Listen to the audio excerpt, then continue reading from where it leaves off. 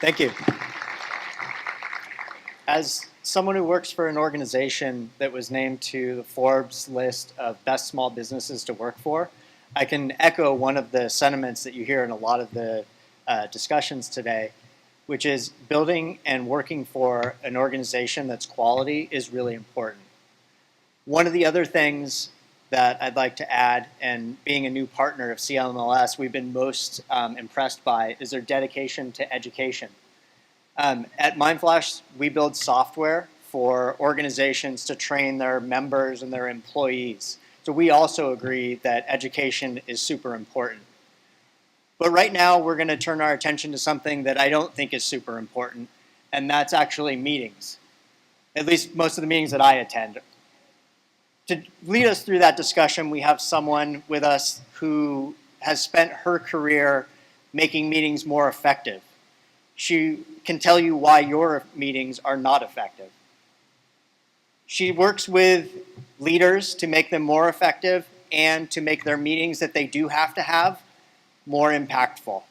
So please join me in welcoming Tammy Adams-Spann, president of Chaosity and the facilitator for CMLX3.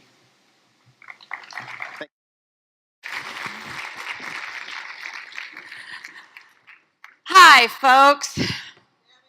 Yay, good to see you all. How many of you have either attended or led a meeting that sucked? Yeah? Yeah.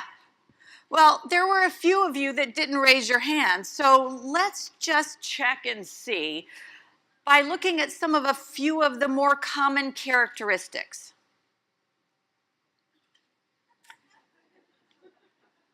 If folks show up in your room and have no friggin' clue why they're there, your meetings may suck.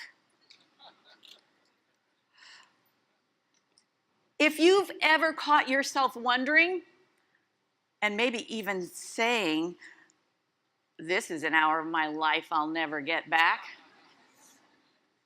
Yep, your meetings may suck. And if only one voice is heard for the entire meeting, say it with me. Your meetings may suck. And as leaders, in your meeting, if every word out of your mouth is treated as brilliant, yeah. And finally, if every meeting you're in feels like you're trapped in a time loop, a repeat of the meeting before, altogether, your meetings may suck. Now, in fact, meetings give us this unique peek into the larger organization. I want you to just imagine for a moment. Imagine that you're invisible and you're able to go to every meeting in your organization and just sit in and watch, and no one would know. What might you actually learn about the larger organization? What might you be able to see around decision making and how that happens in your organization? Do you really know who's going to make the decision? Can you tell when a decision is actually made? Or is there confusion? Do those decisions then get rehashed at the next meeting? And maybe the meeting after that? What might you learn about how your organization collaborates and interacts with each other? How those individuals get along? Is there healthy discussion and debate? Or is there silence and less called on? And what might you actually see in those meetings around the level of commitment to getting things done? Do folks step in and own things, or do they step away and are afraid to touch them? I might have to take it if I touch it. We learn a lot by observing what happens in meetings. We learn a lot about the greater organization. So in the next 15 minutes or less, I'm going to give you 3 simple things we can do to de-suck our meetings and make the organization reflect actually what we desire. And yeah, as with everything else, it starts with us. We all want to be part of a purpose-driven organization. As leaders, we aspire to being purposeful. So, let's start with meetings. The first step, design a purpose for every meeting you hold. Design a purpose for every meeting you hold. Oh, and share it. Because it's not good enough to just keep it in your head. Now, if you are like me, you have been in a relationship with another human being. Is there anyone out there who has not been in a relationship with another human being? Okay. And if you have probably experienced a conversation with an unclear purpose. Yeah? Mine went something like this with my dear husband. Honey, I am so frustrated. The car broke down again today. I have had it. I had meetings. I had to reschedule everything. And now I am so totally embarrassed and humiliated. I just don't know what to do. I think we should just junk the thing. Now, I know my husband pretty well. And I could see the wheels turning in his head. He's trying to figure out, ooh, what does she want from me? Let's see. Does she want me to empathize? Oh, honey, I'm so sorry. That sounds horrible. No, wait. She wants me to solve it. I can do that. Honey, we need to do this, this, and this. No. Oh, wait. Maybe she just wants to vent. Okay, I'll stand here and just breathe. You know the rest of the story, right? He chose the wrong thing. Yeah. Now, here's the funny thing. We do that with teams all the time. We invite them into a conversation without setting the expectation of what we want from them. And we leave them to guess. In fact, sometimes we even get pissed off because they don't come prepared. Well, how can they? We've not really told them what it's about. So, let's reimagine that scenario with my husband. Let's reimagine it, only this time I'm going to have thought through the purpose of the conversation. And it might look something like this. The purpose of this conversation, what I really want out of it is to figure out when we can take the car into the shop so that I have transportation that's reliable and comfortable, safe, dependable. That's what I really want. Now, if I had actually done that, my husband and I would have had an entirely different conversation. Entirely different. So, do you see what I did there? And here's the key. 2 little phrases. When you go to create a purpose statement for your next meeting, use 2 little phrases. An is to and a so that.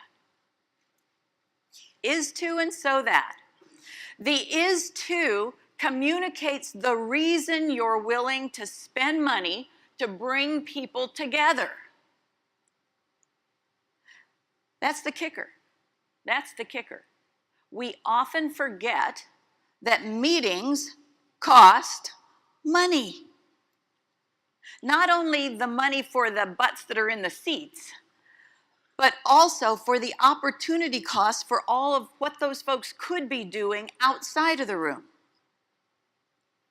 So anytime we hold a meeting, we should be thinking about what's the real reason that I want these folks in the room, and oh, by the way, am I willing to pay for it? Am I willing to pay that amount of money to have them in the room to do that thing? And you know what? If you're not, cancel the dang meeting and find a different way to do it.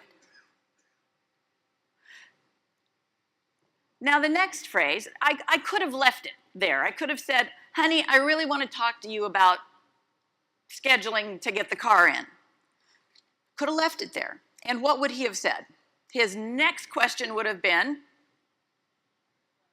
why? So let's tell our teams the why. And that's the phrase that goes after the so that. The bigger purpose that this meeting contributes to. Because we don't just hold meetings to hold meetings. Or if we do, let's stop that. We hold meetings because they contribute to something bigger, either our strategy or our plan or our project, our initiative, whatever the thing, we hold a meeting to contribute to something bigger.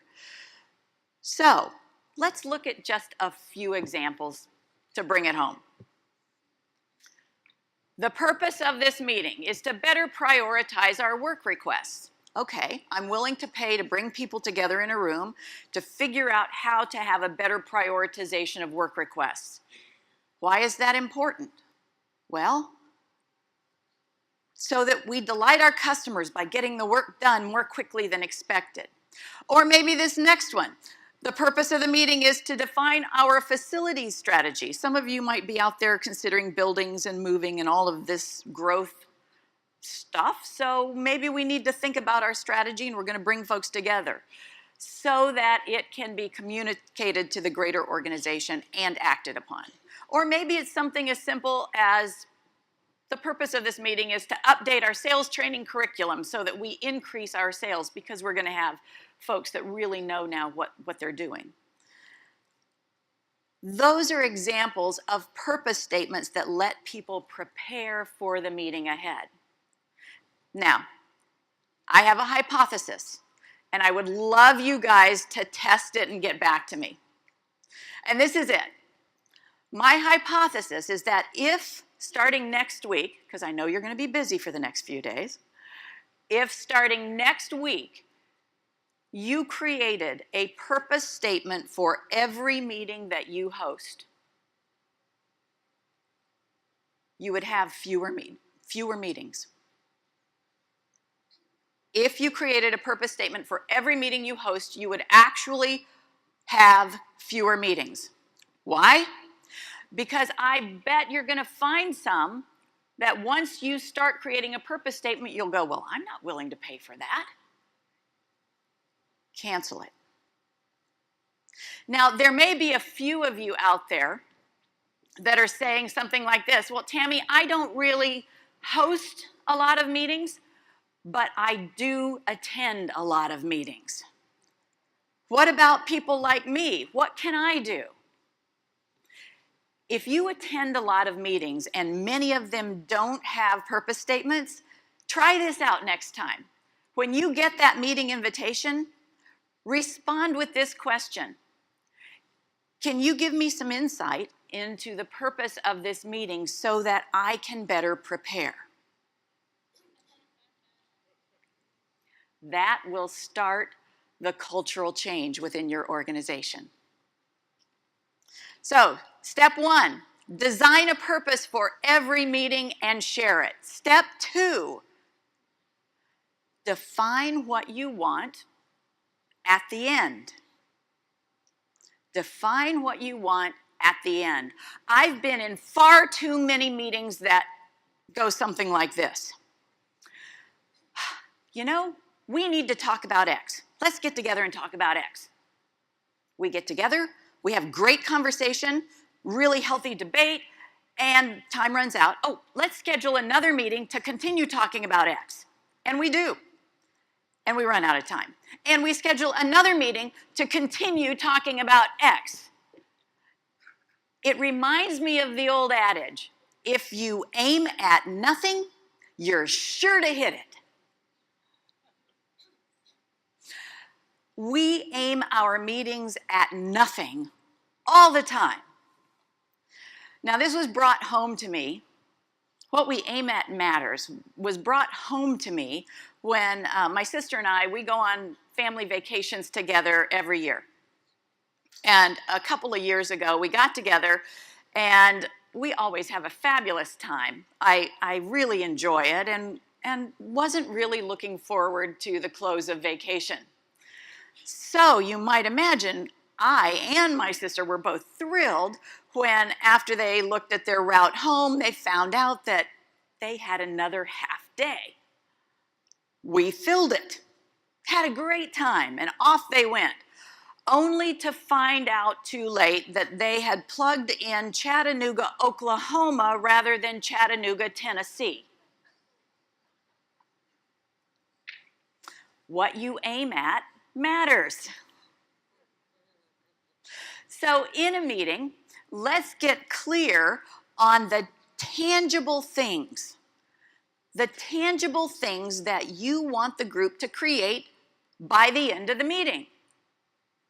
They might be things like, let's imagine a list of next steps. You might want to plan for the next week. And at the end of the meeting, you might want to be very clear on what are the next steps that we need to do. Who's going to do what? Or if you look at the bottom of the list, you might want a decision made by the end of the meeting. You might want to get clear on, yep, this is the choice we're going to make. We're going to move in this direction. Or perhaps your meeting is all around planning for some event, in which case you may say, you know, I want by the end of the meeting to know what all of the milestones are, the major milestones to get to that event. The clearer you can get on what you want at the end of the meeting, the more direct and intentional your route to get there. And frankly, you won't end up in Oklahoma when you should go to Tennessee.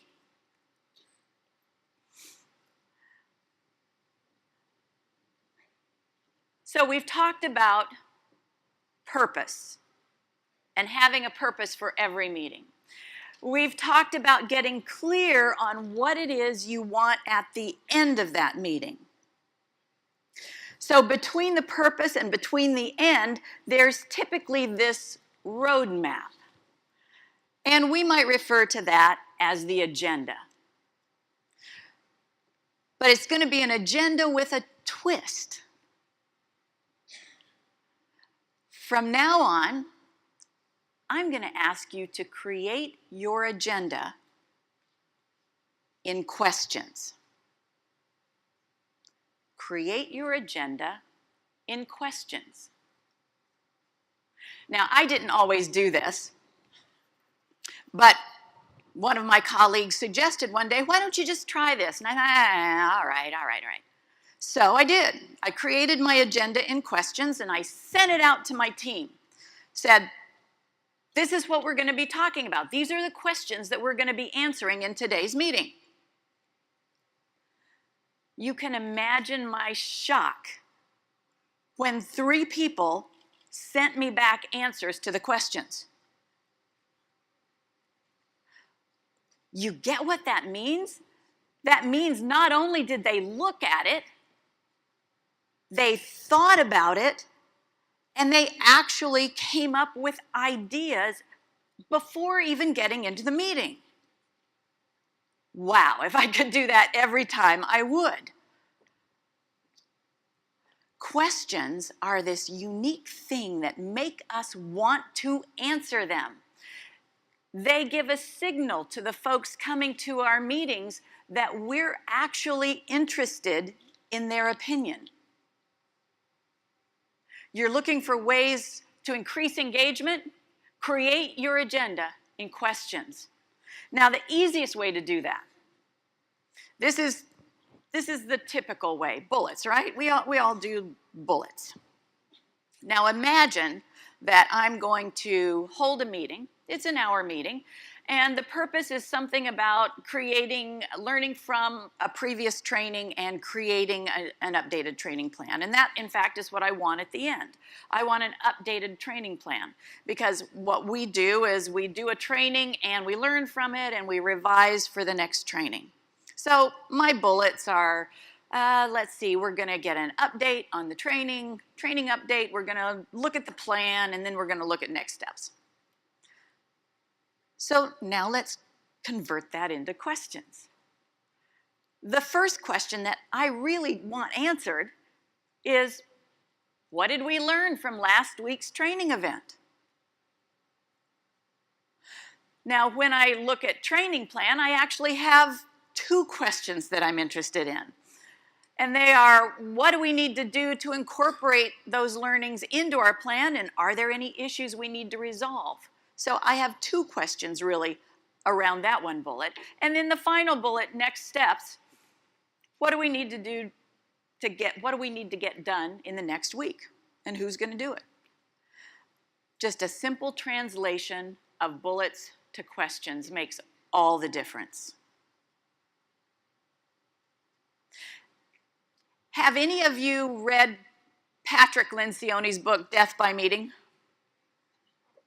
Yeah, a few of you. For those of you who haven't, it's a real easy read. It's a fable, and we all like to read fables. Unfortunately, it cuts a little close to home because it's a fable about a successful executive who runs terribly ineffective meetings. And it ends up impacting his company. So, great read. Now, in this book, Patrick Lencioni makes a quote. And his quote is this: "The true value of an organization can be judged by the quality of its meetings." The true value of an organization can be judged by the quality of its meetings. So the question I have for you today is really simple. What do your meetings say about your organization? And is it what you want them to say? If not, let's change it. Do these three simple things. Design a purpose for every meeting and share it. Define the tangible things that you want at the end of the meeting. And create your agenda in questions. And if you're really bold, if you are really bold, put this poster on every conference room door. If this meeting has no stated purpose, please return to something that does. Thank you.